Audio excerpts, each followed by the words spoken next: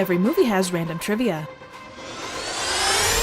And here at Trivial Theater, I explore some of these movies and the random circumstances that make them the weird creations that we love. Now, I've been a fan of movies since way back, and films that are considered obscure, random, or straight up bad are some of my favorites, because they usually include some strange twist of fate that turns a normal film concept into something completely unexpected, for better or worse. I'm Nikki, and we're diving into The Amazing Bulk, the latest installment in the MCU franchise. I'm just kidding. This is far too dark and gritty for that. No, wait, that's not the right term. Shitty. Shitty is the right term. While this movie did originally start as a concept to create a female Spider-Man type character called X-Spider, I'd say it's probably more accurate to compare it to the dreary pit where bad sci-fi movies reside in terms of realistic CGI, dialogue, and camera work. After starting in the classiest of fonts, The Amazing Bulk follows Henry Howard, a scientist forced to create a super soldier serum for the military, led by General Darwin, who has kind of a strange vendetta against dust. I hate dust. I don't want it building up in my home. Through a series of predictably negative situations, he tests the serum on himself with the biggest needle you've ever fucking seen. I mean, holy shit, look at that thing! He turns into a giant naked purple rage monster that runs all over the place. I mean, seriously, this guy runs everywhere, and we're talking some Forrest Gump level shit here. In one scene, he runs past 2 lizards on laptops, 2 soccer players, Robin Hood, Daniel Boone, cowboys, various birds and mammals, a bunch of playground equipment, a superhero dog, zoos, air vehicles, land vehicles, water vehicles, and Rowdy's bar. And no, before you ask, there is seemingly no rhyme or reason for any of it. I'm assuming Director Guy just said, fuck it, just throw it all in. That actually sounds like the mantra for this film, because from beginning to end, this CGI quest is it's just bizarre.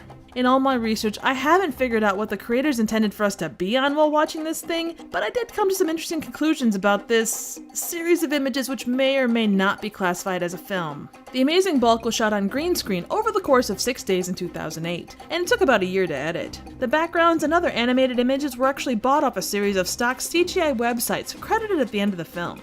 Without actual backgrounds, these elements are key to telling a good story, and I'm sure that they were handled with extra care to make sure that they were as good as possible, right? Not really. What we get from this is a masterclass on how not to do green screen. This includes the angles and perspectives that should be used in shots, size ratios, and keeping your green screen work as clean as possible. In other words, flickering edges equals bad. Then there's a shot that both covers these points really well, and is one of the few shots in this movie that I can actually stand.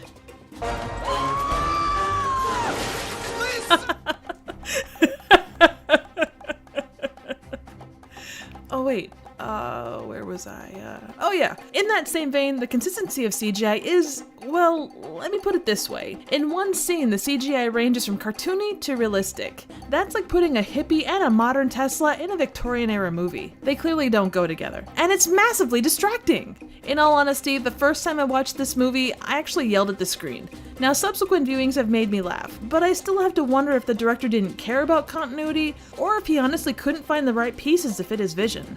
This is a fascinating and frustratingly bad movie from a production standpoint, but honestly, it kinda lacks everything else.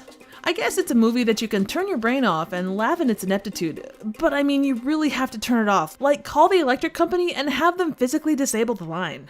In the commentary, the director talks about the various influences on the movie, which included Who Framed Roger Rabbit, various comic book movies, and a personal influencer of his, Stanley Kubrick. In fact, this shot here seems to be a direct homage to 2001: A Space Odyssey. Those are lofty movies, and inspiration is only part of the equation. And with that thought in mind comes my biggest gripe with this movie. The director mentions numerous times that his only choices were green screen and cheap backgrounds because the budget was so small. The fact that he uses the term micro-budget as a crutch doesn't make up for terrible audio, lackluster acting, or an awful script.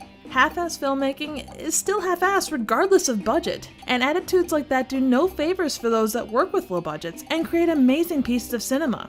So there you go, The Incredible Barney the Purple Blobosaur. Amazing Bulk. What do you think? Any suggestions for movies, trivial questions? Comments, ratings, and terrible CGI backgrounds are greatly appreciated. Thank you so very much for watching.